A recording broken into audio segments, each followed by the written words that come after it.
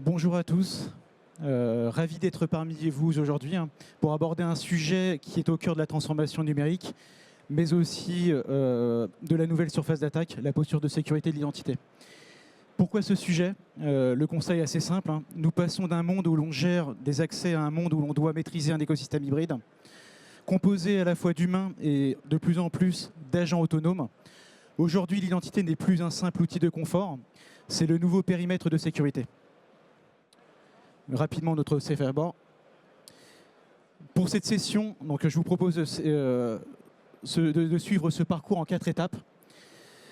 En 1, on verra une rapide présentation de qui je suis et de la vision d'Okta. Ensuite, on fera un focus sur l'émergence de l'IA agentique, pourquoi c'est une dépendance critique. En 3e point, les critiques associées et comment l'Identity Security Posture Management permet de passer d'une défense subie à une stratégie prédictive. Et enfin, on terminera par une démonstration concrète pour illustrer comment nous unifions cette gouvernance et plus précisément la gestion des agents IA.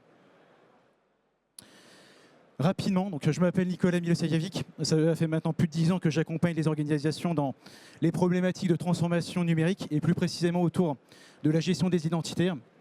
Mon parcours a débuté chez des pionniers comme Novell et TechU, il y a quelques années maintenant. Ce qui m'a permis de voir l'identité et de le voir évoluer du simple annuaire vers des identités complexes.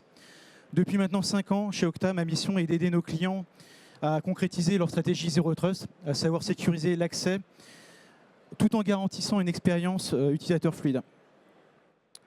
Okta, c'est aujourd'hui une plateforme d'identité de référence. Notre vision est assez simple. Elle permet à n'importe quelle organisation d'utiliser n'importe quelle technologie et tout en sécurité avec plus de 8000 intégrations. Nous ne sommes pas juste un fournisseur de SSO.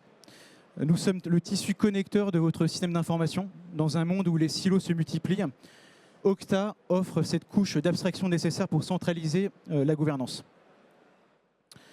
Chez Okta, nous observons une tension constante avec d'un côté les métiers poussant pour adopter l'IA et les agents autonomes pour gagner en productivité. C'est ce qu'on appelle généralement l'innovation.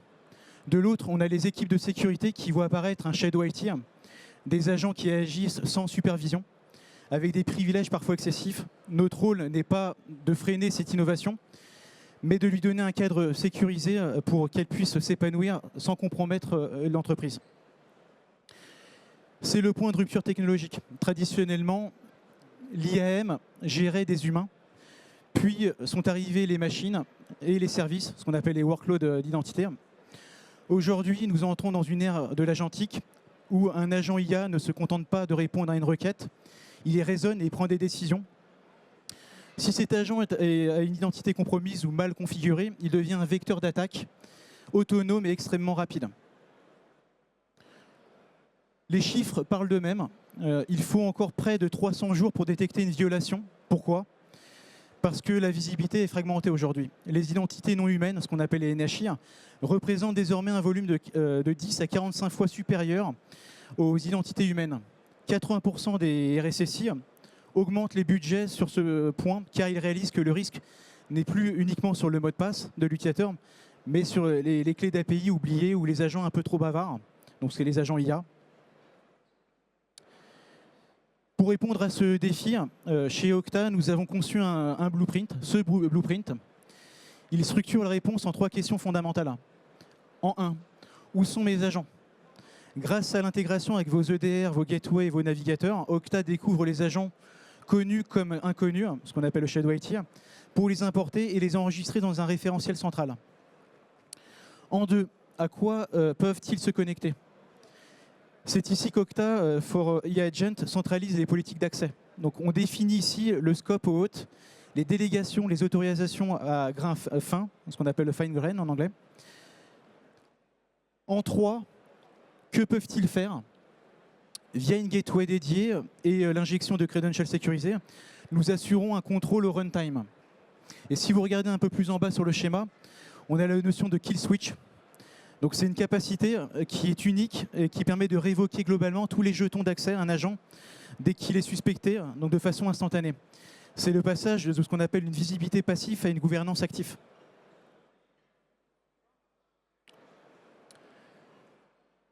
Cette architecture technique s'inscrit dans une vision plus large, donc ce qu'on appelle l'Identity Security Fabric.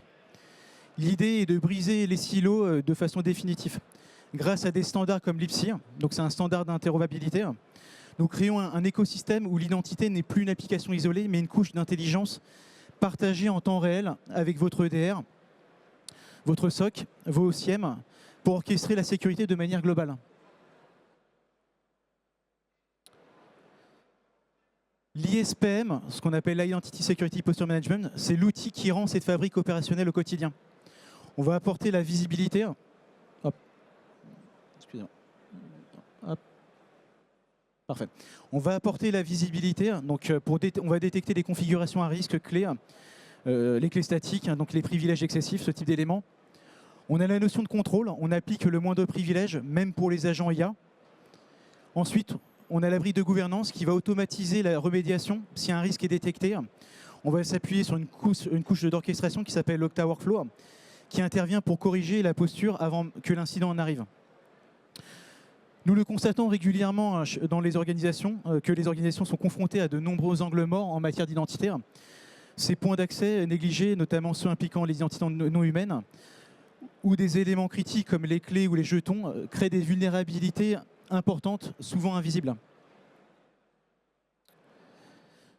Donc c'est à travers de ces outils et ces plateformes qu'on a la capacité d'apporter la visibilité, le contrôle et la gouvernance. Je vous propose d'aller sur une démo interactive.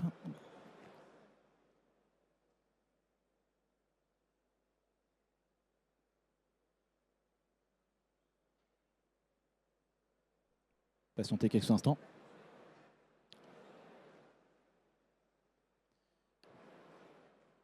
Ce que vous voyez à l'écran, c'est notre plateforme Secure Agentic pour les entreprises.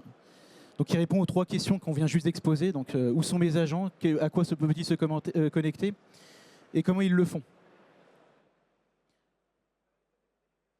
Sur le premier pilier, où sont mes agents? Donc, la console d'Okta va être en mesure du coup d'enregistrer dans la console tous les agents, donc les agents provenant des plateformes, mais également les agents qui ont été détectés via notre plugin. Et ensuite d'aller les mapper à des responsables, donc des owners d'agents, pour les mettre sous contrôle. Pour toutes les applications SaaS du marché, donc on a ce qu'on appelle l'Okta Integration Network, qui est notre catalogue de services qui va permettre de vous accoster rapidement aux plateformes qui disposent de ces fournisseurs d'agents, donc des plateformes comme Salesforce, Google, ServiceNow ou AWS. Donc, ce qui veut dire que vous allez pouvoir enregistrer en quelques clics tous les agents qui vont être inhérents à ces plateformes.